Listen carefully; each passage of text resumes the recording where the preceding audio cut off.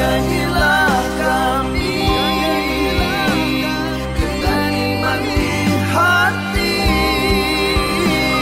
jangan kau robek lagi dengan berdosa kembali.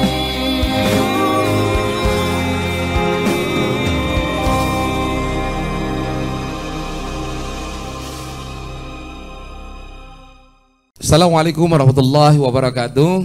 Assalamualaikum warahmatullahi wabarakatuh. Alhamdulillahirabbil alamin wassalatu wassalamu ala Rasulillah sayyidina Muhammad ibn Abdullah wala haula wala quwata illa billahil aliyil azim.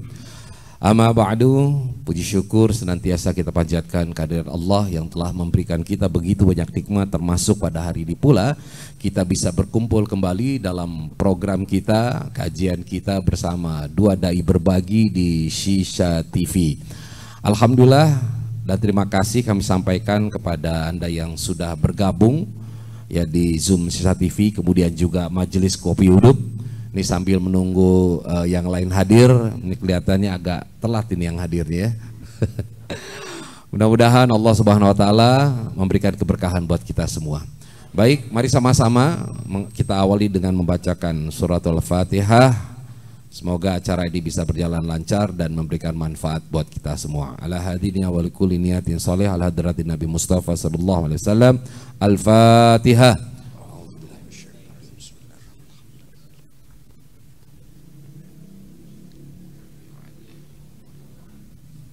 Amin. Baik, hari ini kita akan mengangkat tema kita suara hati. Nah, ini sesuatu yang barangkali sering menjadi pertanyaan ya buat diri kita. Sebenarnya apa sih suara hati itu? Dan bagaimana posisi suara hati itu di dalam diri kita dan bagaimana pula kita menyikapinya. Baik, Bapak Ibu yang dimuliakan Allah, bicara mengenai suara hati, ini adalah sesuatu yang ya terkadang menjadi pertanyaan buat kita gitu. Ya karena kalau tidak salah di dalam hadis juga dikatakan apabila kamu ragu tentang sesuatu istafti qalbak gitu gimana? Bertanyalah kepada hatimu, maka hatimu akan menjawab. Nah, persoalannya adalah ketika kita bertanya kepada diri kita, apa betul yang menjawab itu adalah suara hati gitu.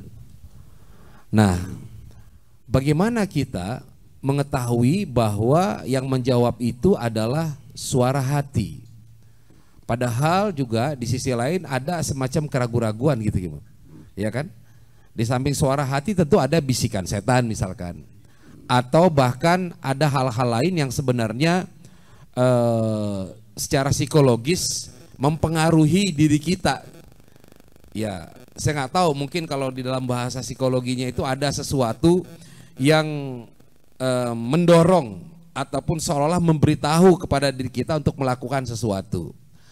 Nah, jadi sebenarnya ya apa sih itu suara hati dan bagaimana kemudian kita mencirikan suara hati tersebut? Apa bedanya suara hati dengan suara-suara yang lain? Nah, mungkin ini dulu gimana ya.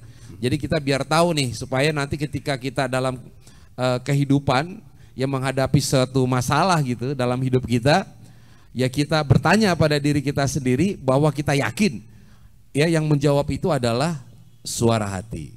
Nah, gimana itu Kim? Langsung nih. Iya dong. Biasanya lempar dulu. Oh, mana ya dulu? Atau pengalaman? Oke, apa? Rabbi shrah li sadri wa yassir li amri wahlul bil lisani yafqahu qawli. Assalamualaikum warahmatullahi wabarakatuh. Alhamdulillah, salatu wassalamu ala Rasulillah Sayyidina Muhammad ibni Abdillah wa ala alihi wa sahbihi wa mawalah. Asyhadu an la ilaha illallah wahdahu la syarika lahu wa asyhadu anna Muhammadan abduhu wa rasuluhu alladzi la nabiyya ba'dah. Terima kasih kepada Ustadz Agus Idwar dan seluruh bapak-bapak jamaah Majelis Kopi Uduk. Tidak lupa jamaah Zumia, dua dai berbagi, Shisha TV, syiar dan syair. Maka pantas kalau kita juga ada syiarnya, yaitu pelajaran agama, dakwah, juga ada syair. Syair bisa puisi, bisa juga nasyid, apa saja. Bahkan mungkin gerendeng tapi ada nadanya, itu juga bisa syair juga ya. Dan tema kita malam ini adalah suara hati. Dan syiar syair juga berasal dari suara. Semua kita bersuara. Kalau bicara suara hati yang dalam bahasa pergaulan dikenalnya dengan sautud domir. Ya, kalau di pesantren itu ada tulisan di dinding-dinding itu, ungzuru ila doma irikum. Ya, lihatlah, perhatikan, simak, dengarkan, tatap domair. Jadi sesuatu yang berasal dari dalam. Ya, tapi itu bukan maksud daripada suara hati, karena nanti saya akan jelaskan di belakang. Kita akan ngobrol dulu secara etimologi dan terminologi, karena supaya pas dalam bahasan agama, dalam pasal-pasal di kitab-kitab kuding juga selalu dibahas makna lugotan wastilahan, itu secara bahasa dan secara definisi. Kita ngomong suara dulu dah. Ini suara hati ada dua kata ya. Yang pertama suara, yang kedua adalah hati. Suara itu luas, hati lebih luas. Jadi tema ini kembali seperti biasa. Ya, waktunya hanya 1,5 jam. Kalau membahas yang lain itu tidak cukup 1,5 jam, 2 jam, 3 jam. Apalagi temanya suara hati, 1,5 tahun lah. Ya, kita kemas menjadi 1,5 jam. Suara, kita ngomong fisika dulu nih. Ya. Suara secara bahasa itu dia persamaannya dengan bunyi, bunyi suara. Sautun satu suara, sautani dua suara, aswatun. Jadi suara yang banyak. Jadi kalau kita dengar suara bersaut-sautan tuh ngambil dari bahasa Arab sendiri. Ya, suaranya bersaut-sautan. Padahal suara bersuara-suara maksudnya gitu. Nah, suara sendiri secara makna fisika itu adalah bunyi benda atau benda yang merambat, bergetar, membentuk gelombang akustik. Ya, melalui transmisi baik itu kepada lewat cairan, gas atau benda padat. Saya ulang sekali lagi. Anak-anak sekalian semua, ini pelajar di fisika. Kenapa Ustadz masuknya ke sini gitu? Ya. Suara adalah getaran benda yang merambat, membentuk gelombang akustik melalui transmisi, baik itu benda padat, gas atau cair. Berarti kalau ruang hampa nggak bisa ada suara ya? Setiap benda dan bahkan setiap manusia itu memiliki suara. Benda padat, cair, dan gas. Udara masuk ke mana? Ruang hampa. Kalau ruang hampa itu kan itu tidak ada udara, tidak ada bendanya. Gimana yang fisika nih?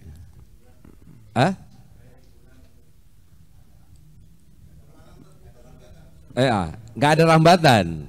Iya. Ini namanya hampa. Jadi nggak usah dijelasin sebenarnya. Ruang hampa nggak ada suara, apa saya bilang? Getaran merambat pada sebuah benda membentuk gelombang akustik. Asli itu ting ting apa bunyi atau lagu kekasih Allah. Ini itu melalui udara nih. melalui udara. Yang jelas udara, benda padat atau cair. Nah, suara itu juga ya bisa memasuki sesuatu yang sangat kecil besar. Nah, suara sendiri itu pun terbagi menjadi 3. Kita kenal dulu waktu pelajaran di SMP apa di SD ya. Ada suara infrasonik, ada suara audiosonik, ada suara baru ultrasonik gitu. Udah, kita nggak usah ngaji, kita IPA aja. Nah, suara infrasonik adalah suara yang kecil. Baru nanti di sini kita klasifikasikan. Suara infrasonik suara yang berasal atau dia jadi getarannya itu hanya dari mulai 17 hertz sampai 0,01 hertz. Kecil. Suara noise kah, suara apa? Suara audiosonik itu dimulai dari 1 atau dari 0,01 hertz sampai kepada 20 kilohertz. Itu audiosonik. Nah, ini termasuk di sini. Jadi suara infrasonik adalah suara yang didengar oleh manusia kecil dari 17 sampai 001 hertz. Suara audiosonik dimulai dari 001 sampai 20 kilohertz. Kemudian suara ultrasonik itu dimulai dari 20 kilohertz ke atas yang sudah sangat membuat manusia tidak sanggup. Suara keras, buah, ledakan kenceng itu kalau sudah lebih dari 20 manusia udah gak sanggup. Nah, manusia mampu menangkap pada kalimat audiosonik. Makanya kita kalau audionya yang bener dong. Nah, itu karena memang cocok di kita. Ada juga suara yang lebih kecil dari itu. Apa? Sekarang kira-kira temanya Ustadz Agus Idwar ini masuknya di mana gitu? Apakah suara di infra, audio, apa di ultra?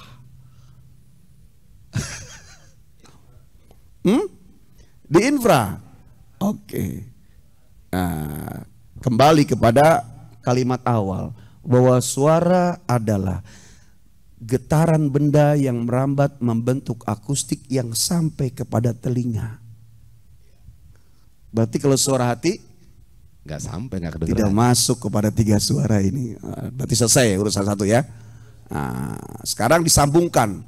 Suara kolbu, suara hati atau sautud domir adalah bentuk idhofah. Idhofah adalah terdiri dari 2 kata. Pertama mudhof, yang kedua mudhof ilaih.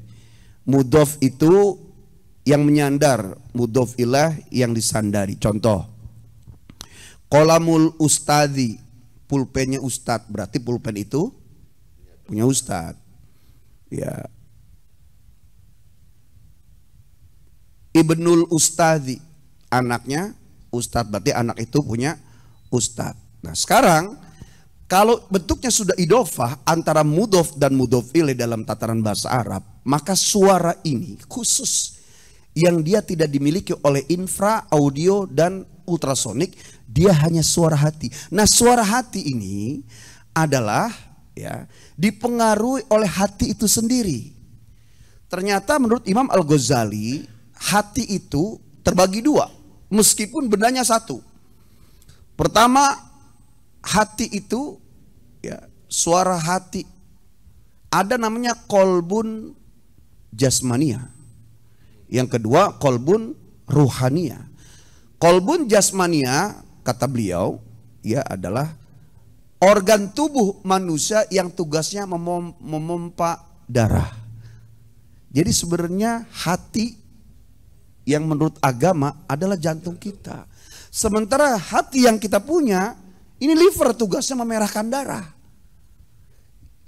Yang dimaksud oleh Imam Al-Ghazali mentafsirkan dalam Al-Quran bahwa hati yang sesungguhnya adalah ya secara jasmania ya physically adalah organ tubuh yang tugasnya memompa darah ke seluruh tubuh. Nah, itulah yang disebutkan bahwa dalam tubuh manusia ada segumpal daging. Apabila daging itu baik, baiklah seluruh amalnya. Apabila daging itu buruk, maka buruklah seluruh amalnya. Ala wahiyya qalbu adalah hati. Jadi hati itu bukan hati yang liver. Hati ini jantung kita yang tugasnya memacu, memompa darah ke seluruh tubuh. Ya, yang dimerahkan darah itu hati, kemudian disaring semua cairan itu oleh ginjal dan seterusnya dan seterusnya. Kemudian makna yang kedua kolbun ruhania, yaitu hati ruhania. Ya, ini berkaitan dengan perasaan membatin. Perasaan membatin inilah yang menjadi tema malam ini. Iya. Gitu. Jadi harus jelasin dulu suara hati. Dari mulai fisika tadi ya, iya, ya. apa itu suara, apa itu hati. Luar hati biasa emang guru kita. Jadi kembali dulu, dijelaskan dulu suara yang dimaksud tema ini adalah suara kolbun ruhania yang dia membatin di dipengaruhi oleh hati itu sendiri. Kemarin saya pernah menjelaskan, kita ngomong tentang hati, bahwa hati itu ya ada hati luar, hati di dalam, hati yang menjadi bentuknya, kemudian ada hati juga intisarinya yang dinamakan sodrun, hati luar, kemudian kolbun, kemudian fuadun, kemudian lubbun yang orang barat bilang love, diambil dari kata lub, yaitu intisari hati. Tetapi Al-Quran menyebut tentang hati kolbun, yang kolbun ini sendiri secara lugotan, tadi suara secara lugotan, sekarang hati secara lugotan. Al-kolbu lugotan adalah mata kollaba. Jadi hati adalah benda dalam tubuh kita yang dia berbulak-balik secara batin. Kollaba atau koluba, koliba, yaklubu, kolban atau kollaba, yukollibu takliban, taklaban, tiklaban, mukollaban, fawa mukallibun, wadhaka mukallibun, kollib la tukollib. Dia berbolak-balik sendiri, nggak ada apa-apa juga berbolak aja. Yang Imam Al-Ghazali menjelaskan bahwa dalam 1 detik hati manusia dimasuki 70.000 sesuatu. Dalam 1 detik hati manusia loncatnya 7 kali.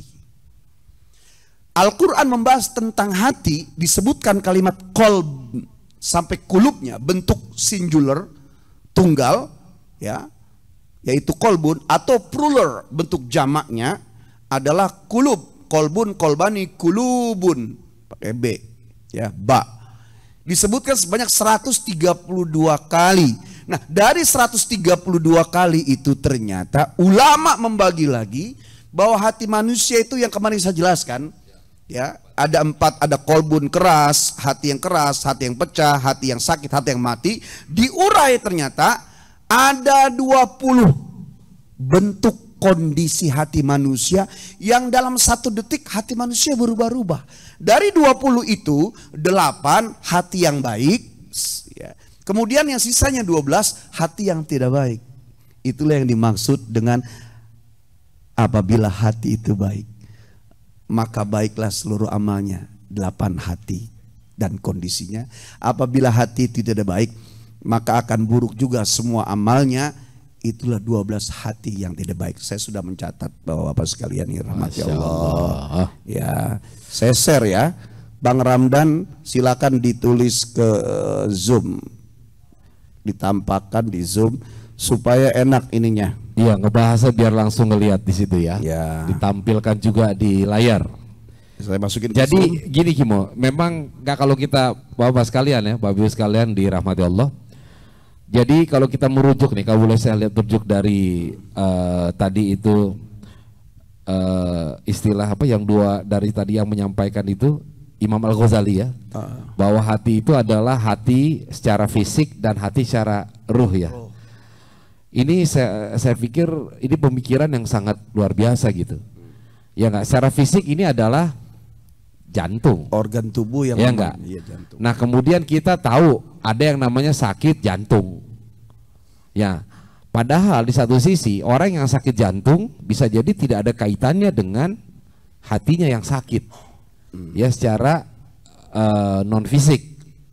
Nah tapi ya kalau kita cermati lagi, ternyata memang yang jantung inilah yang mempengaruhi psikologis kita. Bapak kalau lagi tenang, nafasnya gimana? Santai. Coba kalau lagi dikejar anjing, ngos-ngosan. Atau lagi stres, deg-degan. Atau lagi panik, lagi marah, itu juga jantung itu langsung berdetaknya keras. Kalau seandainya boleh dibagi, ya Allah, ini jantung, hati yang jantung ini buat pompa darah ke seluruh tubuh. Kalau yang buat marah-marah bisa nggak dari benda organ tubuh yang lain gitu lah. Nah itu dia unik ya. Jadi artinya ketika dipisah aja jantung masih bisa dipengaruhi. Hati yang memompa bisa dipengaruhi. Ternyata udah mana mompa darah, kerjanya juga ternyata dia yang menangkap sinyal langit, dia juga yang menghadapi, dia juga yang bereaksi. Betapa tidak manusia itu. Ya. Terus yang unik lagi Kimo, kalau kita misalkan fungsi memori yang ada di otak ya, otak itu kalau dibedah itu bisa ketahuan, artinya berapa memori yang terpakai, berapa yang digunakan, ya kan kayak komputer. Tapi Ternyata kalau hati itu secara fisik kemudian dibedah, kita tanya di mana hati ruhi aja, nggak akan kelihatan. Nah jadi ini unik gitu, fisiknya ada, tapi kemudian hati yang menyebabkan orang itu tenang, menyebabkan orang itu gelisah, menyebabkan orang itu baik, itu tidak terdeteksi di dalam hati secara fisik. Bener nggak kayak gitu? Maka ketika seseorang ya, bahwa suara hati kita belum simpulkan ya. Kita baru bicara suara hati itulah yang selalu membisikkan manusia pada sesuatu aktivitas, kegiatan yang dibutuhkan secara konkret dan real. Dan dia nongol di saat yang tepat. Ciri-cirinya kalau itu suara hati ya, ini terlepas dari baik atau buruk.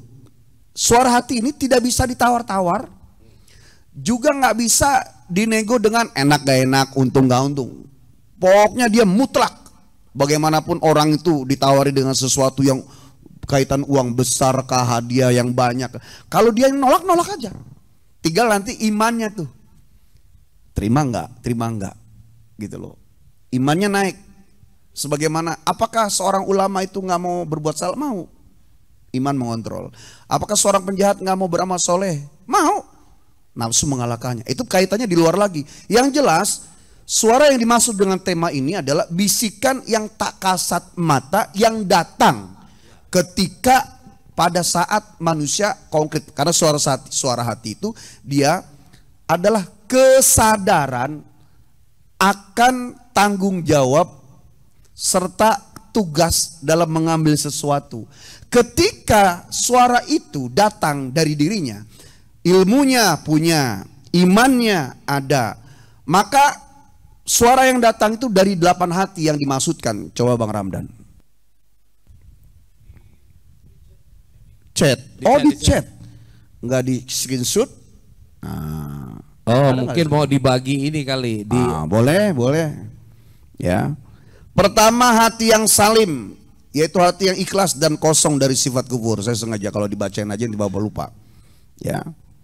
Dari kufur dan kemunafikan dalam surah Asy-Syu'ara. Kemudian yang kedua hati yang munib, itu selalu kembali ingin taubat, anaba, yunibu, inabah, ya, mudib.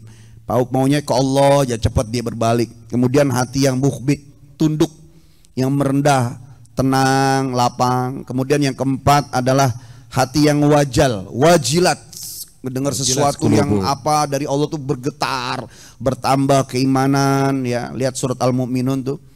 Ya, kemudian yang kelima hati yang taqi, yang bertakwa, yang selalu mengagungkan syiar Allah. Mudah-mudahan kita masuk ada di sini enggak ya? Pengennya syiar, pengennya ngajar gitu loh. Allah, amin. Itu. Pengennya ngajarin orang berbagi ilmu, murah ilmu gitu. Enggak tahu nih ya. Kemudian yang keenam hati yang Mahdi, Habib Mahdi. Yaitu yang selalu dikasih hidayah. Hati yang selalu ridho dengan takdir Allah. Oh, ini yang tertinggi sekali nih. Ya, yang mahal ini. Kemudian yang ketujuh hati yang mutmainnah. Ya, yang ayatnya tadi dibaca, ya, berkaitan dengan jiwa. Mutmainnah, hati yang selalu mantap kepada ketauhidan. Tenang Allah gitu. Yang ke-8 hati yang hayyu, hidup. Hatinya hidup. Ya. Yang kasyaf, terbuka, selalu melihat pada kebaikan saja. Nah, kalau pemilik hati yang dimaksud adalah manusia, ke-8 tadi mendominasi, maka suara hati yang keluar akan baik. Karena suara hati yang keluarkan baik, maka akan baguslah efeknya. Sementara selain daripada yang 8 ini adalah, contoh lihat, hati yang marid, sakit, hati yang a'ma, buta, hati yang lahi, yaitu lalai, hati yang asim, pengennya berdosa, hati yang mutakabir, sombong, angkuh, kemudian hati yang ghalid, ya kasar, nggak empati, nggak gampang orang tuh tunduk, nggak ada belas kasihannya. Yang ke-15 hati yang mahtum, tertutup hatinya. Itu yang disebutkan fi qulubihimul ghuluf, hati yang tertutup, bukan ditutup oleh Allah, dia sendiri yang nutup. Ya. Kemudian yang ke-16 hati yang qasi, pecah. Ya, terlalu kerasnya. Yang 17 hati yang ghafil, lalai. 18 aghlaf, hati yang tertutup, ya dia sudah gofil tuh udah di atasnya maktum lagi. 19 adalah hati yang zaig, yang condong selalu nggak pada kemaksiatan, nggak mau benar. Bagaimanapun otaknya menerima yang benar, hatinya selalu berpaling. Saya pernah menyampaikan fitrah hati itu baik, ya, tetapi belum tentu semua hati itu fitrahnya benar. Kalau baiknya tetap ada. Contoh seorang pencuri itu ketika maling, dia mengatakan bahwa ini nggak benar, makanya dia ngumpet-ngumpet. Tapi kalau bicara hati yang benar, dipengaruhi oleh 20 keadaan ini. Dan setiap orang itu pada posisi di mana hari itu. Seperti bahwa ibadah hari ini berbeda dengan ibadah kualitasnya kemarin. Ibadah hari ini akan berbeda kualitasnya besok. Itu tergantung hatinya. Makanya itu dibilang tadi, ala bidzikrillahi tatmainnul qulub. Bukankah dengan mengingat Allah hati kan tenang? Itu adalah karena setiap detik tadi berubah-ubah hati manusia. Makanya kalau orang bilang, saya alhamdulillah saya suami saya sehati, itu dusta betul. Karena kita sendiri pun keteteran. Ya, Ustadz saya sama suami saya sehati, dusta itu. Orang kita sendiri aja berubah-ubah. Yang benar adalah gimana? Saya dengan pasangan saya meskipun kami berbeda hati, karena saya sendiri pun kadang berubah, pasangan saya berubah, tapi kami saling memahami, kami saling searah. Apa yang membuat searah dan sepaham itu? Agama, iman, ilmu dan lain sebagainya. Yang terakhir, hati yang murib, ragu-ragu. Ini yang dimaksud. Ragu-ragu ini murib. La roiba, dzalikal kitabu la roiba. Nah, 12 ini kalau dominan, maka ketika dia bertindak mengambil sesuatu butuh spontanitas, maka ujungnya akan keluarlah suara yang membawa dia jauh daripada kebenaran Allah. Tapi ketika ternyata suara itu lebih mengarah kepada kebenaran, pada syariat, yang keluar juga secara on the spot, go show, secara spontanitas juga pasti sesuatu yang baik. Jadi kalau dicana tema kita suara hati, yang benar yang mana sih? Maka setiap orang punya jawaban masing-masing disesuaikan dengan kondisi hatinya saat itu. Masya Allah. Jadi sebenarnya kalau suara hati itu mencakup ke 20 ini dong. Iya. Jadi kalau dibilang Ustadz Guswar membuat tema, atau bapak-bapak dengar ini jangan-jangan ujungnya apa kita bisa lakukan bersama. Tidak. Karena kondisi hati yang dimiliki oleh kita itu berbeda-beda, maka mempengaruhi suara hati sendiri. Yang jelas dari 20, kalau yang dominan 12 itu hati, suara hati itu ya akan berbalik menabrak Allah. Tetapi dari yang 8, ya 20 ada 8, ketika suara hati itu didominasi oleh 8 hati dalam kondisinya, dalam kurung, suara hati bisa salah. Tapi kalau kuat 8 ini, suaranya bukan suara hati lagi, tapi sautullah, suara Allah. Dan itulah yang dilakukan dan diterima oleh para wali-wali dan nabi-nabinya Allah. Gitu. Masya Allah. Bingung jadinya. Iya, iya betul. Jadi setelah ini dibedah ya Pak ya, ternyata kan kita itu ngebayangin kalau suara hati itu cuma satu biasanya. Suara hati yang membisik. Ternyata kalau dibedah di sini kemudian menjadi 8, jadi 20, artinya sebenarnya terjadi tarik menarik ya di antara suara hati tadi. Kalau dilihat dari mayoritas kalah nih yang 8 nih. Iya. Sama yang 12, banyakan yang 12. Innan nafsala ammaratum bisu. Di luar hati ada jiwa, di luar jiwa ada batin, di luar batin itu ada mental. Di luar mental itu baru dibungkus iman. Nah, iman itu dipengaruhi oleh kualitas ibadah. Nah, ibadah itu akan membentuk iman kalau kuat ilmu yang mendasari ibadah. Jadi banyak banget. Banyak amat. Jadi kesimpulannya iman itu ada di mana, Kimo? Nah, artinya dari tema ini kita bisa melihat pusing kayaknya nih bahwa yang dilakukan orang pada saat sedang go show spontan itu, kalau kita ingin setiap keputusan dan spontanitas itu selalu baik dan benar, maka dominasilah, dominanlah dalam hati-hati yang tadi yang salim, hati yang lembut, hati yang rendah, hati yang qabid, mukbit, hati yang lembut, hati yang dia selamat, hati yang menunduk gitu.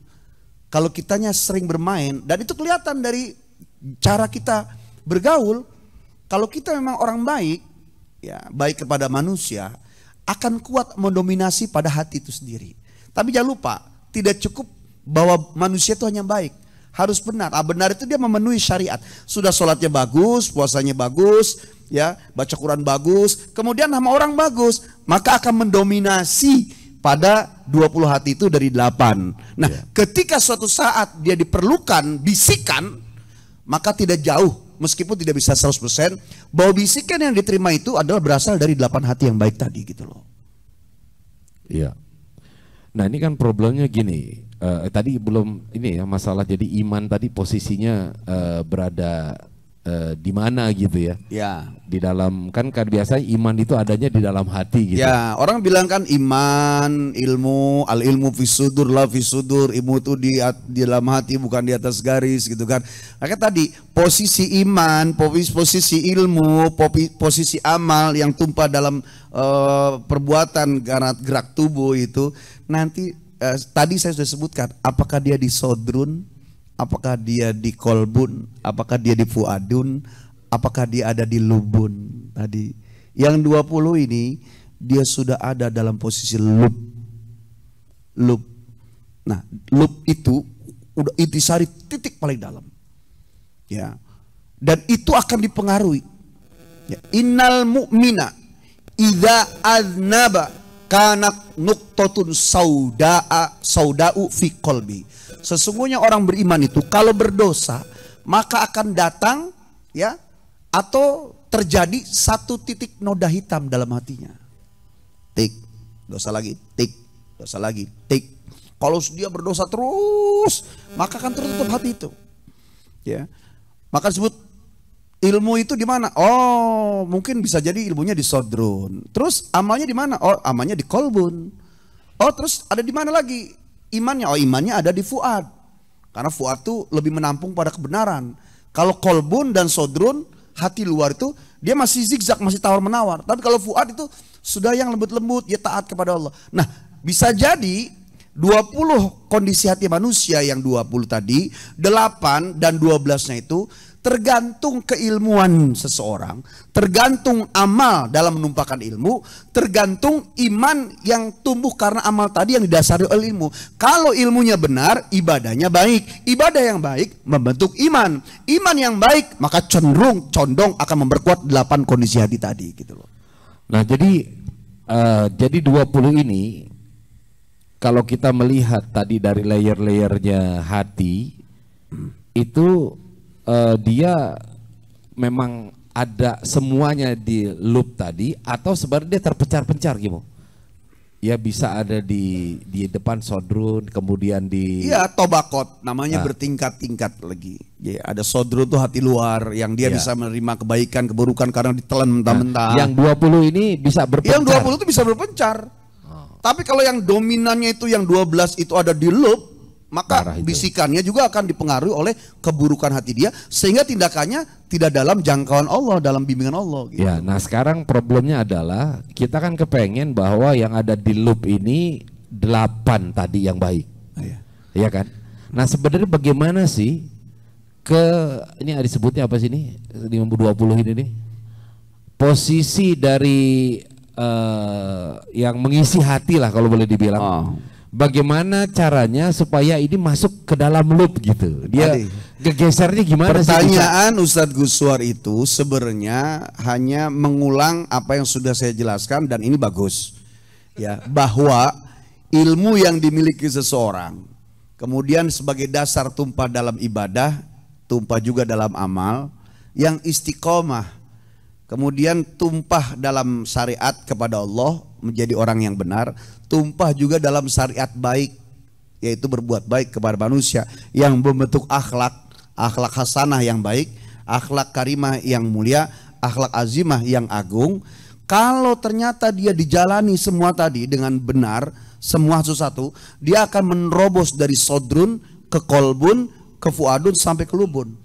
Tetapi kalau ternyata ilmunya banyak, amalnya tidak sebanyak ilmunya, atau amalnya banyak, ya meskipun amal tidak sebanyak ilmunya, atau berbeda, Karena iman sama ilmu beda. Ada orang yang beriman, yakin betul kepada Allah dan istiqomah. Tapi banyak ibadah yang tidak dasar ilmu. Nanti akan menempatkan kondisi hati itu. Bisa jadi 3 hati yang salim, kemudian hati yang yakin, hati yang tunduk ada di lub. Kemudian 3 hati yang baik lagi ada di sodrun. 2 lagi ada yang di kolbun. Atau bisa jadi ya, yang 12 tadi kondisi hati juga bisa masuk di lub, bisa masuk di sodrun, bisa masuk dalam keadaan tempat-tempat yang berbeda. Dan itu tidak paten. Saat itu dia taubat, rusak hatinya. Loopnya dipenuhi oleh 12 kondisi hati tadi. Kemudian yang 8 sifat hati, kondisi hati ada di sodrun. Hari itu bertaubat, kemudian dia dekati Allah. Kemudian dia tumpah, aku mau kembali, aku mau hijrah, aku mau sungguh-sungguh. Maka bisa berbalik. Hati yang 12 itu akan tiba-tiba muntah keluar semua, kemudian diisi dengan hati yang baik gitu. Insyaallah itu yang kita pengen. Itulah yang disebutkan oleh Allah. Bukankah dengan mengingat Allah itu hati tenang? Itu Pak Sublo. Jadi ternyata untuk bisa membuat hati tenang, bisa membuat suara itu suara kebenaran dari Allah, sampai ujungnya pada sautullah, tidak hanya sautud domir, tidak hanya sederhana ini suara hati, bahkan menjadi sautullah, suaranya Allah. Ketika 8 itu dominan, masuk di lub. Kemudian penyakit yang 12 itu tidak ada di lub, tidak di adi fuad, tidak di kolbun, tidak juga di sodrun. Kalaupun ada perilaku manusia dari 12 ini, karena tadi al-insanu mahalul khata wan nisyan, maka Allah menghidupkan manusia yang sebanyak miliaran ini. Silakan mukanya berbeda, silakan matanya berbeda. Kalaupun ada manusia 7 miliar mukanya sama, fisiknya sama, pasti ada berbeda, serupa tak sama. Ya, ujiannya dibuat beda, ujiannya mungkin ada yang sama dengan kasus yang berbeda. Tapi setiap hati tidak bisa dipukul rata bahwa si ini sama ini sama, ini sama ini sama. Tergantung bagaimana dia menerima ilmu, tumpah dalam ibadah, membentuk iman. Kemudian kuatan mana dari 3 hal tersebut membentuk dirinya, ya? Apa ditempatkan hati yang salim di hati luar sodrun atau di kolbun fuad? Setiap kita berbeda, maka disebutkan setiap ulama punya kualitas iman berbeda, setiap ulama punya kualitas ilmu yang berbeda. Yang nggak bisa belum mati ngantri, kecuali dengan pejabat apa, belum mati udah ngantri. Tapi setiap orang beriman tuh hatinya berbeda. Bahkan dalam kondisi yang sama, ketika ada seorang pembicara, oh iya ya Allah, bener ya, Mahdi namanya, hati yang diberikan hidayah. Tapi kalau yang 20 orang dengar, 1000 orang tuh dengar, itu 20 tuh kondisinya loncat-loncat. Saat itu kuat mengikat, kemudian pulang ambyar, atau pulang dia terus dibawa. Setiap orang beda-beda, karena Allah memegang kunci daripada hati setiap manusia yang hidup di permukaan bumi ini gitu. Masya Allah, ini kalau dalam penelitian ini variabelnya banyak betul gitu ya. Variabel yang independen para variabelnya. Dan ini bukan bahasan yang bersulit. Bahkan ini sudah sederhanakan, disingkat-singkat. Enggak, tadi saya bayangan ini keluar ide tema ini sebenarnya berpikirnya simpel gitu. Ya simpel aja, makanya bilang suara hati ngasih PR. Yang lain juga pada jawab, wah asik nih suara hati nih. Disangkanya nanti ujungnya standarnya suara itu begini, kompak rata, nggak bisa. Justru suara hati ini, tema ini akan semakin menjelaskan siapa kita sesungguhnya gitu. Luar biasa. Nah terus gini Gimo. Ya mungkin pengalaman pribadi dan juga ada juga yang bertanya, ketika hati gelisah kan obatnya adalah zikir. Ternyata nggak mempan juga tuh. Ya zikir ya gitu doang, tetap aja masih gelisah juga. Nah kemudian saya pernah membaca juga ya, kalau nggak salah juga dari Imam Al-Ghazali ya. Ketika kamu berzikir, walaupun hatimu lalai, tapi minimal mulutmu ya tetap melakukan zikir. Ya kayak begitu kan. Nah ini sebenarnya gimana gitu? Apakah kemudian sampai di mana itu bisa menjadi efektif? Jangan-jangan selama ini zikir itu hanya sebagai formalitas gitu. Hanya sekedar dilakukan subhanallah, tapi nggak ada efek gitu ya ke dalam zikir diri. Itu ada 3 kan, ada zikrul lisan, yaitu mulut yang berucap. Zikrul lisan itu yang disebutkan sebut lisan, gerak hati, itu zikrul lisan. Ada namanya zikrul qalbi, zikir hati. Tapi dari 2 ini yang paling tinggi mana? Zikrul amal. Mulutnya dia nggak bergetar, tidak berucap, hatinya juga tidak mengingat, tapi langsung eksekusi. Itu yang paling tinggi. Gak banyak omong, gak banyak ingat, ada orang datang kasih. Nah, itu disebut tadi zikir hati yang empati. Iya, karena itu bermuara dari 8 tadi ya. Kalau kita lihat orang yang memang kemudian memberikan cek aja situ dari 8 itu. Iya. Ya, hati yang selamat, yang gak iri sama orang, hati yang ini, hati yang empati, hati yang merunduk. Ketika ternyata ada orang yang gini dia tetap sabar, santai. Nah, terus itu. Ya gini. Kan ternyata kalau kita melihat seperti ini, kayaknya orang yang di luar Islam juga ada gitu. Kalau secara fisik kalau kita lihat ya tindakannya dia cepat dia berempati. Bahkan suka membantu. Nah, apakah kemudian ke-20 ini juga dimiliki orang-orang yang tidak beriman gitu? 20 ini ya ada pembagian ulama yang mereka mengambil kesimpulan dari Al-Qur'an sebanyak 132 kali disebutkan kolbun dalam hati manusia, itu membahas kepada seluruh manusia. Tidak peduli agamanya apa? Apapun, kulit apapun, warga negara apapun. Makanya jangan salah, ada orang yang beda, bukan agama, Islam, tidak Islam, nggak sholat nggak apa, tapi baik. Karena bisa jadi tadi salim, empati gitu loh. Cuma masalahnya tidak cukup. Dari semua tadi bahkan disebutkan zikir itu, ya zikir lisan, zikir hati, yang tertinggi adalah zikir amal. Zikir amal itu baik kepada manusia juga kepada Allah, kepada manusia. Tidak menggugurkan kewajiban karena tujuan utamanya adalah beribadah kepada Allah. Tetapi juga beramal kepada urusan akhirat. Kalau dia tidak beramal pada manusia, jangan lupa dia hidup bersosialisasi, berkumpul. Bahkan di akhirat nanti kita rame-rame mencari saksi. Kalau orang itu ibadah hanya mengandalkan sholat, puasa, zakat, itu membahayakan dia. Tapi kalau orang juga hanya berbuat baik pada manusia, dia tidak memenuhi innani anallahu la ilaha illa ana fa'budni, aku ini disembah dengan caraku. Maka diturunkan para nabi 124.313 rasul dengan mushaf, dengan Quran, kitab, Injil, segala macam. Itu dalam rangka dua-duanya tadi balance. Bahkan kepada Allah harus lebih banyak. Nah, kondisi itu, ketundukannya itu dimulai dari dasar kondisi hati. Tetapi ketika ada seseorang, misalnya ada 5 orang nih, si A hatinya lebih banyak dominan 8, yang B banyakkan ini. Itu di hari yang sama mungkin begitu. Besok bisa berubah-ubah itu. Makanya nggak ada yang bisa ketebak.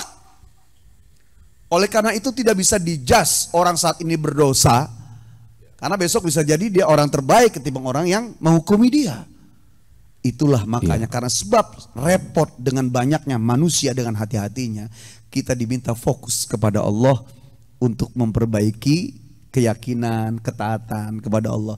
Karena kepada Allah semua ketaatan itu regulasinya udah jelas, ya hukumnya udah jelas, efek impactnya udah jelas, maju terus ke depan nggak mundur. Tapi kepada manusia naik turun maju ke depan dan terus akan melihat ke belakang, mundurlah.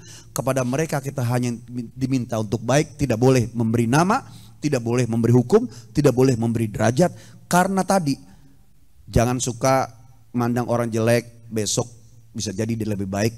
Itu nggak seberapa dibanding dengan perubahan hati manusia yang nyatanya manusia hanya melihat secara kulit luar, tapi Allah Maha tahu hati itu akan diunyung-unyung kemana gitu. Makanya kita diminta oleh Allah tadi. Nah, tema ini sebenarnya ngikat semua yang di atas. Kita bahas tentang ini, kambing hitam, bahas tentang ini segala macam. Dari sinilah ini, ya nggak tahu setelah ini ada tema gila apa lagi nih Ustaz di luar. Enggak, kalau saya tuh sebenarnya berpikirnya sederhana, Pak. Jadi ya saya terperanjat juga ya, surprise banget ketika guru kita ini menyampaikan penjelasan yang sangat detail gitu. Dan unik ya, artinya ini ilmu yang sangat luar biasa. Ya, dan tadi kalau kita kembali merujuk Kimo, artinya sebenarnya kalaupun orang di luar Islam memiliki karakter ini dalam hatinya, ternyata belum tentu mendorong dia untuk beriman ya. Iya. Ketika ternyata ada yang dominan daripada hati, kolbun mutakabir, kolbun gofil. Tapi jangan lupa, di luar sana juga ada yang mereka melirik Islam, tiba-tiba masuk Islam, mu'alaf, seperti artis-artis hijrah, kemudian para bintang.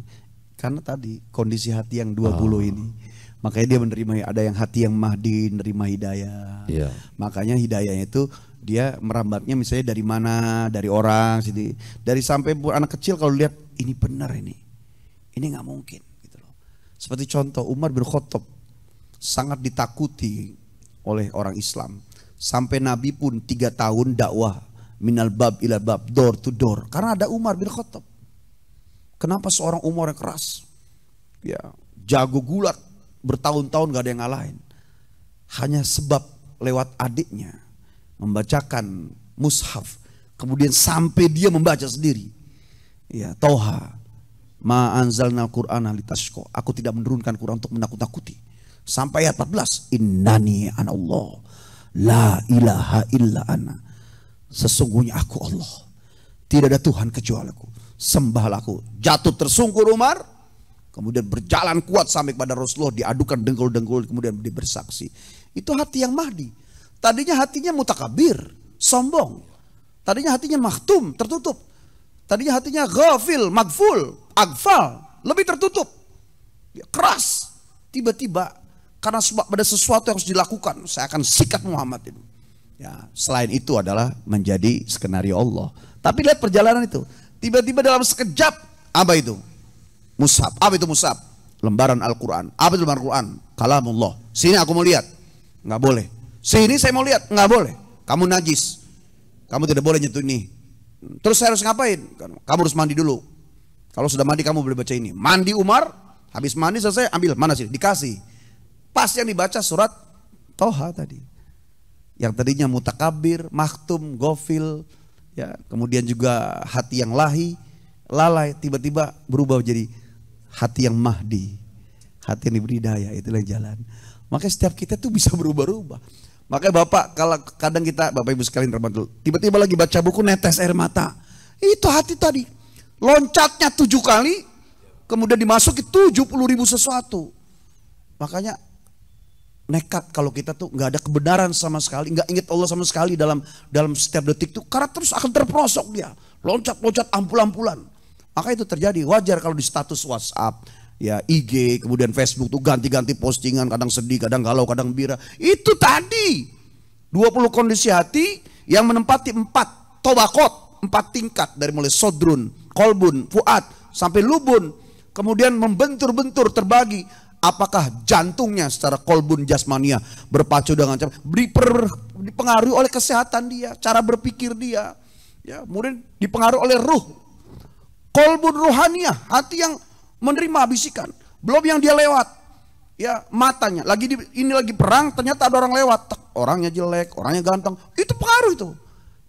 Nekat betul ada orang itu tidak mau beragama, nekat betul orang itu tidak mau mengingat Allah, ya. Nah dari situlah suara hati adalah, ya, kesadaran, ya, kewajiban akan tanggung jawab secara real pada kehidupan manusia yang konkret, yang dia dituntut untuk sekian berapa detik untuk mengambil keputusan. Kalau 8 itu lebih dominan, maka yang diambil pasti sesuatu yang baik dan benar. Ketika yang 12 lebih dominan, akan mempengaruhi tindakan itu akan baik atau benar. Dan efeknya adalah semakin banyak orang di sekitarnya, semakin banyak juga akan menerima akibat dan efek serta impact daripada perilaku suara hati yang diambil tersebut. Saya ingin sedikit cerita Kimo. Ini dulu ada personil senada Pak ya, namanya Erwin. Dia itu umur waktu dia kelas 3 SD kalau nggak salah. Dia waktu itu non Islam, agamanya bukan Islam. Terus ngobrol sama temannya yang Muslim tuh di rumahnya di Senen dekat rel kereta. Dia tanya, agama lu apa? Temannya nanya, agama gua Kristen katanya. Nah yang Islam tuh bilang, enakan agama gua dong. Kenapa lu? Bangga bener? Iya katanya, gue ini ketemu Tuhan gue tuh 1 hari 5 kali. Lu cuman seminggu sekali katanya. Mana sayang Tuhan lu, begitu katanya. Ya kan kalau sering ketemu akan terasa lebih sayang. Nah ternyata anak kecil itu memang tadi ya kalau dilihat fitrahnya, dia dengan cara berpikir anak kecil akhirnya tersentuh hatinya dan memberanikan diri kemudian ikut teman-teman namanya ngaji. Dan kemudian ditanya ke orang tuanya, dan ternyata memang orang tuanya itu yang perempuan muslim, yang laki bukan. Akhirnya sama ibunya dibilang, ya udah nggak apa-apa tuh anak, tapi masih ngumpet-ngumpet pada waktu itu satu SD. Kalau puasa diikut dibuang. Nah sampai SMP akhirnya dibilang ke orang tuanya. Nah di sini unik, hal yang sederhana ternyata bisa menggerakkan hati orang. Nah itu satu. Udah. Kedua Kimo, sama juga nih di teman senada juga. Ya mudah-mudahan jadi amal senada Pak ya. Amin. Jadi waktu kita itu tahun 99 ada salah seorang itu yang namanya Ihsan, terakhir dia masuk. Dia juga sama, waktu itu dia masih Katolik. Tiba-tiba dia mau ikutan. Dia bahasa bawahnya, boleh enggak aku ikut masuk senada ya? Loh, kamu kan masih kamu kan Kristen San. Loh emang kenapa? Enggak apa-apa tuh, gitu katanya. Pantes. Nah, itu juga ya mudah-mudahan dengan interaksi gitu ya Pak ya. Dengan kemudian komunikasi yang terbangun, Allah juga buka hatinya, akhirnya dia mualaf ya, karena juga memang waktu itu dia kenal dekat dengan wanita juga memang yang muslim. Nah ya mudah-mudahan ini menjadi amal kebaikan juga buat anak-anak senada. Nah artinya ada hal-hal yang sederhana yang ternyata dimiliki oleh anak kecil, yaitu bisa mempengaruhi kehidupannya jadi berbalik. Ya kan dua contoh nih, kalau Iksan kan sudah dewasa, Erwin lagi masih kecil bisa kayak begitu. Ya tadi kan unsur maqala wala tanzur man qala. Jadi lihatlah apa yang disampaikan, jangan hanya melihat siapa yang menyampaikan. Lihat ucapan, jangan lihat yang berucap. Bahwa meskipun keluar dari anak kecil, selama itu kebenaran, itu mutlak dari Allah. Al-haqqu mir rabbika fala takunanna minal mumtarin. Bahwa setiap semua yang benar, setiap kebenaran itu mutlak dari Allah. Dan setiap yang salah itu dari manusia. Kalau kita sudah istikharah, mau ngambil sesuatu, masih salah juga. Ya, bukan Allah yang salah. Ada sesuatu hal lain yang dari kita salah. Apakah sholatnya, apa rukun sholatnya, apa sunnah-sunnah sholatnya, apa wudunya, apa mungkin hatinya, apakah itu ilmunya, apakah itu amalnya. Jadi banyak hal. Maka pada ujungnya adalah apa yang kita sangka buruk, belum tentu buruk di hadapan Allah. Apa yang sangka baik, belum tentu baik di hadapan Allah. Jadi cetak betul. Itulah dua hal yang membuat kita itu selamat ketika kita mengikuti agama dalam kehidupan itu dengan ittiba. Ya. Yaitu ada gurunya, juga paham dasarnya. Tidak boleh taklid, ikut-ikutan tanpa pembimbing, tanpa juga dalilnya. Karena ketika ada guru, sesalahnya kita, guru yang tanggung jawab. Itu loh. Karena tadi tak kuasa kita dengan hati yang mendominasi bagian yang mana. Tak kuasa kita, hati yang dominasi tadi akan masuk di tobokoh, lapisan yang mana. Gitu. Tak kuasa kita. Apakah dari yang 20, 8, 2, 12, 4 tingkatan hati tadi yang kemudian bisa mempengaruhi kolbun jasmania atau kolbun rohania? Nggak pernah selesai. Sementara ilmu Allah luas, hati kita berjolak. Kemudian manusia-manusia itu setiap yang ada di sekitar kita berbeda-beda tingkahnya. Bahkan setiap orang itu yang 7 orang, 10 orang dengan hati yang berbeda-beda juga. Maka pantas manusia itu galau luar biasa. Dan satu hati manusia yang dengan kondisi hati yang berbeda-beda, dengan tingkatan hati yang dia mungkin ada di mana, dengan ilmu iman amal yang berbeda-beda, satu hati saja dia mampu mempengaruhi seisi buminya Allah. Apalagi di atas bumi ada 7 miliar lebih. Pantas ada musibah-musibah. Itu sudah masih terbaik ini. Ya, maka bersyukur kepada Allah, bumi ini masih bagus. Ya, sementara gejolak hati manusia mempengaruhi gejolak ketenangan buminya Allah. Gitu. Insyaallah. Baik, ada yang mau ditanyain Pak? Silakan, kita kayaknya banyak merenung hari ini.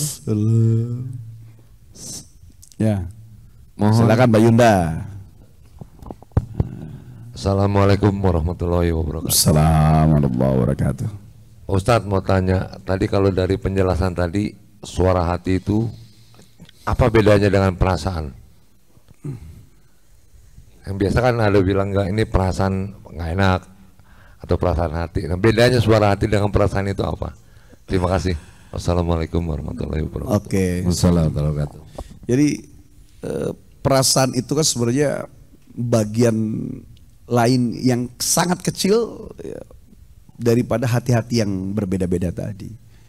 Ya, tapi didominasi oleh jiwa, didominasi oleh batin, didominasi oleh mental. Tidak banyak didominasi oleh keadaan hati yang 20 tadi. Dan ini pengaruhnya kepada ilmu. Perasaan itu lebih mengarah kepada fitrah kebaikan saja. Ya, bukan fitrah kebenaran. Sementara yang 20 ini mempengaruhi pada fitrah kebenaran. Jadi fitrah kebaikan itu seperti setiap pelaku kejahatan dia tetap mengakui kalau ini jahat, makanya dia ngumpet, makanya dia bersiasat, dia punya tim, ya, dia bermakar. Karena fitrah kebaikannya main. Tapi kalau fitrah kebenaran itu tadi yang sudah kita sampaikan. Nah, perasaan itu bagian tipis luar daripada fitrah kebaikan. Yang seandainya ilmunya lebih kuat, amalnya lebih banyak, imannya kokoh, ya. Kalau timbul perasaan tersebut kemudian bertabrakan dengan iman, ilmu, amal dan 8 hati yang baik, maka dia akan buang perasaan itu. Dan kalaupun dia memakai perasaan pada sesuatu yang lumrah, maklum, mubah dan sunnah, bukan pada sesuatu yang wajib. Seperti menghindari kemaksiatan itu, dia nggak bisa pakai perasaan. Perasaan kayaknya enaknya ditinggalin kali, nggak usah pakai perasaan. Itu sudah langsung perintah. Ini nggak benar gitu loh. Jadi perasaan itu juga bisa didominasi oleh tadi nafsu terbagi 3. Ada nafsu yang mutmainnah, ada nafsu lawamah, ada nafsu amarah. Ya, amarah inilah buat orang pengennya menghancurkan. Maka disebutkan nih, hati yang 20 itu dia akan mendominasi jiwa. Saya pernah sampaikan mungkin di pengajian mana. Di kepala kita ini ada wajah. Di wajah kita ini ada yang merasa ganteng, ada yang merasa cantik. Di kepala kita juga ada otak. Dengan otak ada yang merasa cerdas, ada yang merasa brilian. Tidak ada yang sanggup menundukkan kepala yang merasa ada wajah cantik dan ganteng, ada otak merasa cerdas dan brilian, kecuali menyamakan antara kepala sama dengan kakinya, sholat. Di bawah kepala ada leher, di bawah leher ada dada, di dalam dada ada hati, dalam hati ada penyakit-penyakit hati. Tidak ada yang bisa menundukkan hati yang bergejolak itu dengan hati yang tenang, hati yang lawama, yang amarah itu, kecuali tadi dengan zikir. Kemudian di bawah perut, di bawah dada ada perut. Di bawah perut ada urusan bawah perut. Nah, perut nyari yang enak, di bawah perut nyari yang nikmat. Tidak ada yang bisa mengimbangi kecuali puasa. Jadi sholat, zikir, puasa ini itu akan mempengaruhi kepada kondisi kestabilan hati, meskipun hati itu akan loncat. Loncat-loncat, tapi kalau dia tutupi semua perbuatan kepada Allah, itu loncat-loncat di atas 50, lebih selamat. Tapi kalau dia nggak ibadah, loncat-loncatnya di bawah 50 gitu tadi. Maka perasaan itu akan bias kalau kekuatan ilmu, iman segala macam kokoh, kemudian hatinya mendominasi yang 8 tadi kokoh, siapapun dia, mau laki perempuan. Nah, perempuan, jawaban terakhir dari Pak Yunda, lebih menikmati perputaran gejolak hati tadi. Padahal dia tahu otaknya, kebenaran fitrahnya itu bahwa ini nggak benar, tapi dia nikmati sehingga mendominasi. Lemahlah dia. Nah, orang yang lebih banyak mengikuti fitrah kebaikan itu akan lemah, berbeda dengan orang yang mengikuti fitrah kebenaran yang didominasi, ya, disokong, dimotivasi, disupport oleh keilmuan yang baik, amal yang baik, serta iman yang baik. Gitu. Maka beda tipis perasaan itu. Tapi kembali bahwa suara hati yang kuat tadi yang saya jelaskan itu, dia akan mengesampingkan perasaan yang tidak benar. Karena perasaan itu sangat lemah dan bahkan la ammaratum bisu, membawa kepada murka, membawa kepada keburukan. Jadi sebenarnya jiwa itu condongnya kepada keburukan. Nah, perasaan itu akan menggilih sana. Meskipun ada orang yang terjun langsung ke kali, ada orang yang merepet dia, ya, pelan-pelan turun. Nah, perasaan itu begitu, menghanyutkan, dan itu membahayakan iman gitu. Maka kembali kepada kepekaan kita, membiasakan diri, hebat dalam berilmu, hebat dalam beramal, hebat kemudian menempatkan kokohnya iman, kemudian dia bermain pada 2 hal, dimensi hablum minallah, hablum minanas. Maka kesalahannya itulah yang dimaksud al insanu mahal khotoh wa nisyan. manusia tempat salah dan lupa kecuali baginda Rasulullah Sallallahu Alaihi Wasallam. Kalau saya mungkin melihatnya gini, perasaan itu apa ya? Salah satunya itu adalah refleksi dari suara hati gitu. Ya. Jadi ketika dari ke-8 tadi, misalkan kita ambil contoh yang satu aja deh ya, hati yang keras atau hati yang kasar, maka perasaannya pasti akan menjadi nggak nyaman gitu. Ya. Nah kalau kemudian hatinya kita ambil misalkan yang tenang, maka juga dia tidak akan gelisah. Nah tapi perasaan ini juga mungkin dibagi dua ya. Ada perasaan dalam konteksnya ada feels, rasa.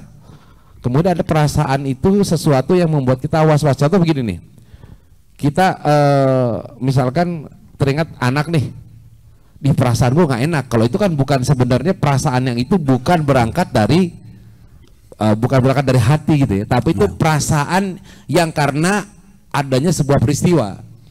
Nah tapi ada juga perasaan dari feels, dari rasa di hati itu. Nah jadi saya pikir memang kalau bahasa Indonesia barangkali ketika bicara perasaan itu dipukul rata gitu. Perasaan itu lebih mengarah kepada apa yang sering dilakukan sebenarnya. Gitu. Kalau ngelihat dari makna rasa, perasaan kan itu tambahan pe dan an kan? Asal katanya apa? Rasa dalam bahasa agama, dalam bahasa Arab sya'uro. Sya'uro yash'uru sya'ron. Lembut. Ya, bahkan sya'run rambut itu sendiri pun ya sya'uro ya, tipis, kecil, lembut yang tidak boleh diabaikan tapi jangan dibesarkan gitu loh. Tetapi yang diminta orang itu untuk bisa, kalaupun harus pakai rasa, bukan rasa yang sya'ur. Karena itu masih rasa luar. Ada rasa yang diminta sama agama yang lebih dalam. Apa namanya? Dzaqo yadzuku dzauqan. Dzauq. Jadi rasa yang sudah berkaitan sama yang sangat batin jiwa itu mutlak dari Allah gitu loh. Dzauq. Maka orang kadang baca, ayo dong nyanyi pakai rasa. Itu bisa jadi rasanya sya'ur. Tapi kalau sudah Quran, kebaikan, kebenaran, bukan pakai perasaan bukan pakai perasaan syuur. Dia pakainya apa? Dzauq. Nah, orang yang baca Quran baik benar sesuai hurufnya, dia nggak pakai rasa. Dia akan keluar dzauq. Nah, dzauq inilah yang membuat telinga orang nyaman, hati orang bergetar. Wajilat, yang ujung-ujungnya adalah setelah dia dzauq, ya, dia akan mendapatkan setiap satu huruf itu menjadi sir. Itulah yang disebut dengan sirrul asrol. Rahasia di balik rahasia hanya dijemput dengan dzauq, bukan dengan syuur rasa gitu. Makanya kalau saya bilang tadi rasa itu lebih mengarah kepada kelemahan. Ya, ketimbang dzauq yang dominasinya adalah banyak kebaikan dan kebenaran gitu. Orang ikutin rasa, air lemah. Dan itu maaf buat ibu-ibu. Karena perempuan lembut hati, bahkan disebutkan lemah hati, lemah jiwa, karena lebih mengedepankan dan memposisikan perasaan di depan. Perasaan di depan, padahal ibunya ada, apalagi kalau ibunya nggak ada gitu loh. Maka hebatlah manusia itu. Udah perempuan misalnya punya ilmunya banyak, punya imannya kokoh, amalnya juga membahana gitu. Dia mampu akan mendepan rasa itu tadi. Itulah akhir yang terjadi dialami pada posisi tersebut adalah wali perempuan Robi'atul Adawiyah, yang dia bisa mengesampingkan rasa, kemudian merubahnya menjadi dzauq, ya, rasa di atas rasa kebenaran, sehingga sampailah kepada sirrul asrol, pada kebenaran Allah. Sampai akhirnya dia dalam doa yang terkenal kan, ya Allah, kalau ibadahku karena sebab karena sebab takut neraka, maka cemplungkan aku jauh dalam jurang neraka. Kalau seandainya ibadahku mengharapkan surgamu, maka hempaskan surga jauh-jauh dari hadapanku. Tapi sekiranya ibadahku karena ridhomu, peluk aku dengan ridhomu. Itu sudah dzauq, rasa, tapi dzauq bukan rasa syuur. Okay. Ada juga lagi masak, coba rasain dong. Nah, itu lain lagi. Itu lain lagi itu. Jauh kemana-mana itu mainannya di lidah. Iya. Tapi memang mungkin karena keterbatasan bahasa kita Indonesia. Kalau rasa itu jadi banyak dipakainya. Ya nggak? Rasa di lidah, rasa juga. Di hati, rasa juga. Di kulit, rasa juga. Iya. Dan itu masih lugotan. Iya. Iya, etimologi. Dan penyanyi rasaku padamu itu masih lugotan semua. Rasa cinta. Nah, itu lugotan juga. Gitu. Rasa sayangi. Rasa juga. Apalagi itu. Sementara yang kita bahas ini sudah bukan lagi lugotan, sudah bukan lagi etimologi, sudah bukan lagi di teras di luar, sudah di dalam hati paling dalam, yang di langit paling ujungnya. Ini semua terjadi gara-gara dia. Enggak. Jadi terus terang hari ini hati kita mengembara nih Pak, betul gak sih? Ya enggak? Ini membayangkan tadi bagaimana layer-layer hati ada 4, kemudian hati kemudian terbagi jadi ya, yang baik dengan yang buruk ada 8 dan 12. Sementara kita kemudian masih merasakan berpikir ini yang 8/12 kita ada di mana posisinya, kan begitu? Ya enggak? Sementara kita masih melakukan ini, oh berarti mungkin dia ada di layer yang ke-1, ya kan, layer yang kedua dan seperti apa gitu. Tapi yang jelas ya yang kita harapkan adalah ya walaupun tadi istilahnya loncatan hati itu juga sangat cepat bergeraknya, ya kan, dalam 1 detik mengalami 7 kali loncatan. Nah, kita kan berharap bahwa walaupun terjadi loncatan itu tetap keimanan kita tetap ada gitu. Jadi loncatan yang ada tadi kebaikan ini mempengaruhi keimanan gak sih sebenarnya? Saya pernah menyampaikan, kita berharap jadi orang takwa, kita berharap jadi orang mukmin, berharap jadi orang muhsin, berharap jadi orang yang abid, berharap jadi orang yang marbut Pak. Marbut itu terikat hatinya dengan Allah, nyampe ke pekayon merbot. Orang terikat dengan masjid. Padahal marbut itu mulia, terikat dengan rumahnya Allah, terikat dengan Allah. Gitu loh. Kita berharap kepada derajat muhsin, mutakin, munim, apa saja. Tapi ternyata Allah itu tidak hanya menghargai hasil. Allah menghargai proses. Kalau tadi Ustadz Guswar, tapi gimana kondisi iman? Kira-kira ini enggak loh. Kata Allah, lakukanlah. Yang kedua, sedikit saja kau lakukan. Baru kau bergerak sedikit saja. Aku sudah melihatmu, kau arahnya kemana. Sampai pada sikap seorang mukmin ketika burung pipit ambil air kemudian menyiram api yang membakar Nabi Ibrahim. Hai pipit, kamu ngapain ngambil air? Kemudian kau siramkan kepada Ibrahim dengan api yang besar. Mulutmu kecil, paruhmu mungil. Kau tahu yang kau lakukan tidak akan membuat api itu padam. Gimana sih Pit? Begini bro, kata burung pipit. Aku tahu paruhku kecil, mulutku mungil. Dan aku tahu ya aku semburkan air itu tidak akan memadamkan api yang membakar Ibrahim. Tapi minimal Allah tahu di mana aku berpihak, itu kan? Artinya ketika kita kepada Allah, saya baru belajar alif-alifan.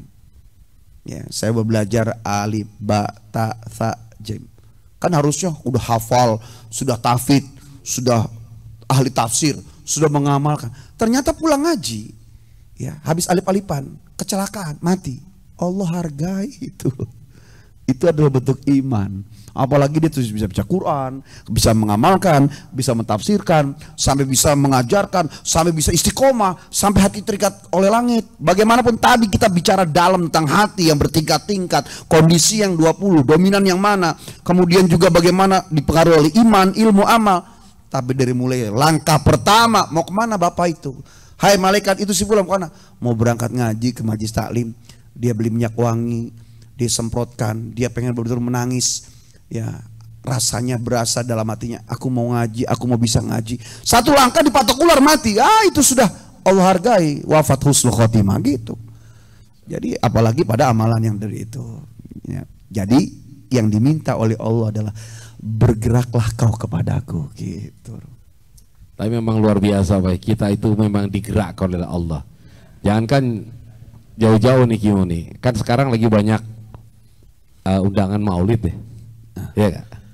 Saya merasa gitu, ya Allah, ini orang-orang yang di setiap tempat itu membaca maulid dengan keikhlasan, ya kan, dengan kesungguhan.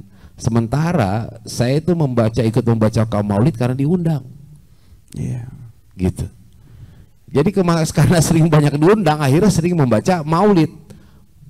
Kan kalau saya berpikir sebenarnya ini gue apa ya, tergerak membaca atau karena gue diundang akhirnya gue membaca gitu. Iya. Akhirnya ngikutin.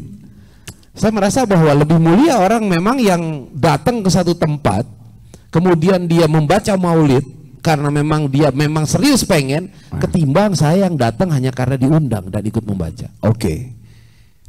Orang yang menyampaikan ilmu itu, seorang ustadz, habib, kiai, itu belum tentu lebih hebat dari yang mendengar. Saya ulang sekali lagi Pak. Seorang ustadz, kiai, habaib itu belum tentu dia lebih soleh daripada yang hadir mendengarkan. Karena soleh itu milik siapa saja. Soleh itu milik tukang oncom, tukang seblak gitu loh.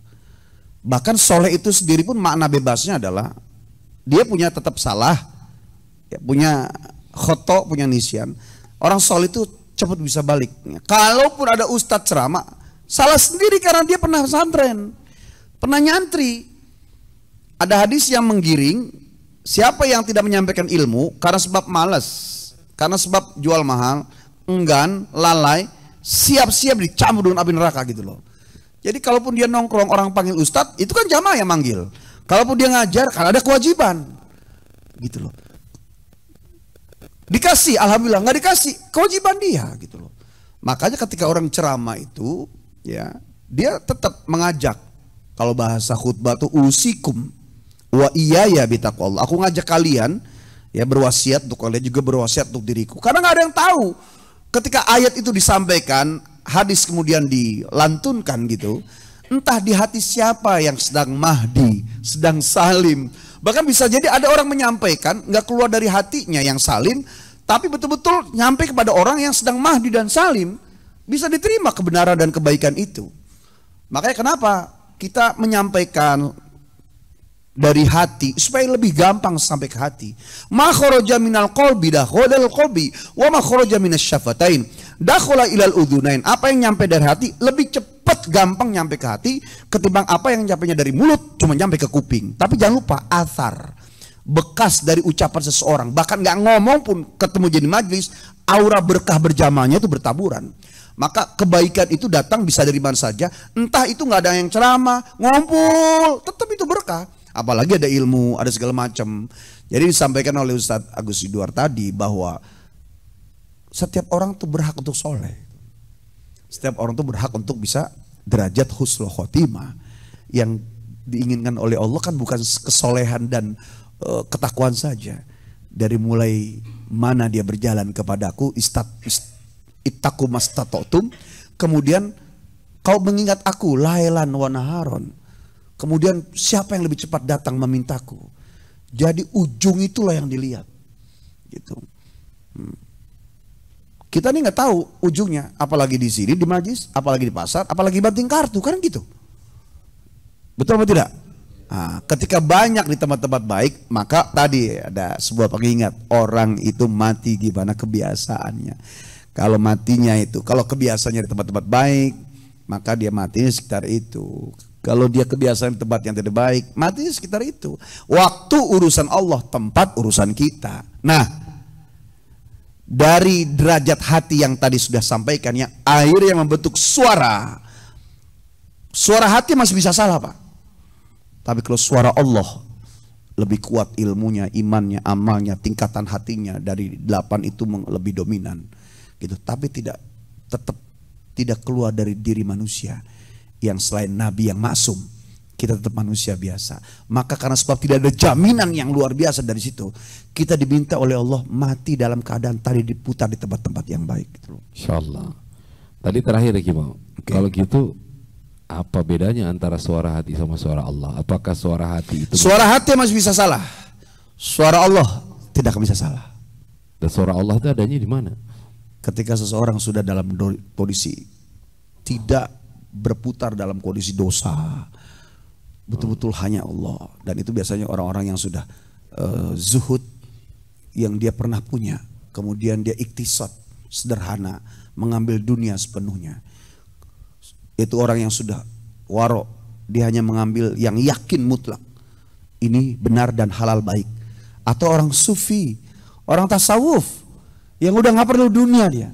Dia sekedar makan, makannya buat ibadah, sudah nggak berdampingin urusan orang. Dia sudah lalui itu semua.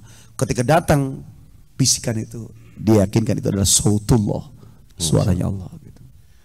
Berarti suara Allah bisa juga kemudian masuk ke dalam suara hati. Bisa, bisa. Ketika kita membuka tadi, Ya. makanya tadi mayyahdillah fala mudhillalah wa mayyudilha fala hadiyalah. Siapa yang diberi hidayah oleh Allah, maka dia tidak akan pernah sesat. Dan siapa yang disesatkan karena dirinya menutup, ya maka dia akan tersesat selama-lamanya. Nah, patokannya tadi, man yuridillah bihi khairon yufaqihu fiddin. Siapa yang dikehendaki oleh Allah jadi orang baik, tanda-tandanya adalah dia akan cenderung cinta kepada urusan yang berkaitan dengan Allah. Majelis, agama, orang soleh, kumpul dengan ulama, Quran, hadis, pokoknya yang baik-baik, yang benar-benar senang. Yakinkan Pak, kalau kita begitu, ya kita dikehendaki oleh Allah jadi orang baik. Insya Allah. Insya Allah. Oh siap. Ustaz Subri silakan. Assalamualaikum warahmatullahi wabarakatuh. Assalamualaikum warahmatullahi wabarakatuh. Ini di luar tema Ustaz. Oke. Mohon pencerahannya tentang Al-Quran surat Toha. Surat Toha itu notabene-nya akan ada di surga, yang kekal di surga, sementara surat-surat yang lain akan dihapus. Dan orang yang ada di dalam surga akan membaca surat Toha tadi. Mohon pencerahannya Ustaz. Assalamualaikum warahmatullahi wabarakatuh. Oke. Ustaz bisa jelaskan ayatnya?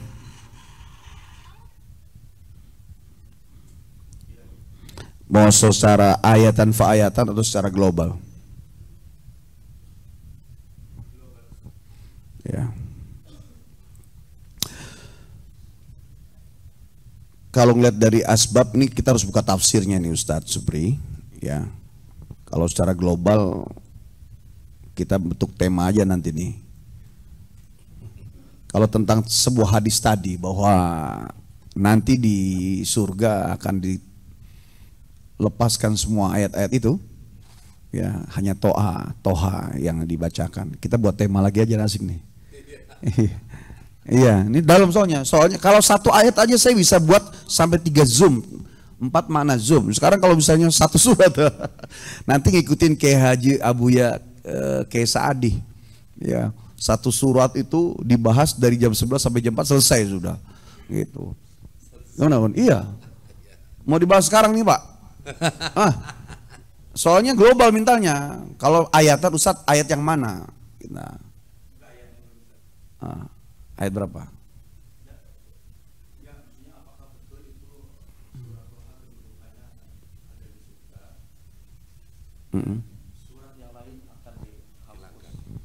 Ya.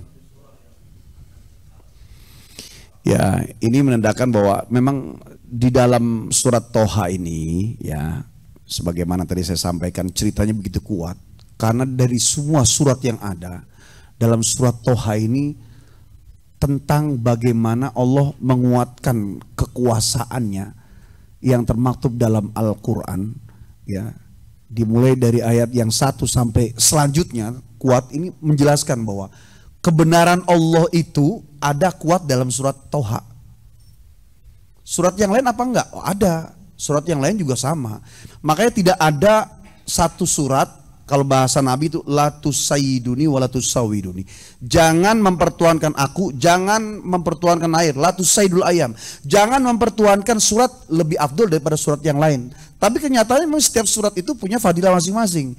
Nah, demikian khasnya dengan surat Toha. Surat Toha ini memang dia punya kedudukan sendiri, yang di dalamnya lebih menguatkan bagaimana aslinya maunya Allah pada kehidupan manusia. Sehingga ketika pada sesuatu yang hak, sesuatu pada hak seperti adanya surga, Al-Qur'anu hak, wa Muhammadun hak, wa jannatu hak, wa naru hak, wallahu hak, ya. Itu intisari daripada surat At-Toha. Maka kalau disebutkan secara gamblangnya, ya secara umumnya, ya, surat Toha ini adalah bentuk predikat serta status daripada kebenaran yang terjadi pada keinginan Allah menghidupkan kehidupan manusia sampai akhirnya kepada surga dan ridhonya gitu. Wallahu a'lam bishawab. Nanti satu tafsir. Kalau udah bahas itu nanti kita minimal 3 lah, Jalalain ya. Kemudian tasawufnya tafsir Alusi, sama yang umumnya adalah Ibnu Katsir atau tafsir Al-Maghribi. Ya, karena memang ada permintaan juga gitu Gimo. Ada kajian-kajian kitab gitu. Iya, asal siap nggak ngantuk kita lebih asik lagi, Gitu lebih ya. enak lagi. Ya bisa apa mungkin diselang-seling, satu ini ke minggu ini kitab, minggu ke depannya tema gitu. Boleh. Ya, jadi biar bisa ya kita juga memahami kitab ya, nanti gantian baca kitabnya kan bisa begitu. Katanya dimulai dari gua gitu ya. Apa sih? Ayo. Baik, sepertinya ini ada pertanyaan barusan mau ditutup. Assalamualaikum, Kiai izin tanya, kalau orang bisa baca hati seseorang itu bagian dari ilmu Allah yang bisa dipelajari atau ilmu yang, jadi kalau tujuannya untuk membaca orang nggak ada pelajarannya. Tapi kalau orang bisa membaca orang itu kan sebenarnya berkaitan dengan kebeningan hati, dan kebeningan hati itu ya ketika dia sudah dekat kepada Allah, dibuka kasyafnya. Ya, muka syafatul qulub, hatinya memang sudah dibuka oleh Allah. Kalau sudah kepada Allah jadi sudah araf, ya itu disebut dalam makalah man arafa nafsa faqad arafa rabbah. Kepada Allah saja dia sudah bisa tahu, ya. Apalagi kepada makhluk Allah gitu. Jadi tidak dicari ilmu untuk membaca hati orang, tapi hebat saja kepada Allah, maka dia akan mampu bisa baca orang. Nah, baca orang tuh bisa dari hatinya, juga bisa dari jiwa. Kayak orang torekat itu kalau ngeliat orang dari jidatnya bisa kelihatin karakternya gitu. Ya wallahu a'lam bishawab. Ya, kita bukan orang-orang yang di situ. Cuma tanda-tanda kata mereka begitu. Ya, mudah-mudahan sedikit ada manfaatnya. Baik, saya kira sudah cukup ya. Ya, silakan Kimo, kita tutup ini dengan doa. Ya, Bapak Ibu sekalian yang rahmati Allah, kebaikan datang dari Allah, kekurangan datang dari saya pribadi. Terus kita berdiskusi, ketika ada kurang jangan pernah berhenti belajar, ketika ada lebihnya dan dirasa sesuai ilmu iman ini adalah jalan yang baik, maka syuur dan dzauq yang kita rasa mudah-mudahan bisa menjadi amal serta bekal kita nanti di yaumil qiyamah. Wa'afanna ya karim, astaghfirullah falakal hamdu ya ma'bud.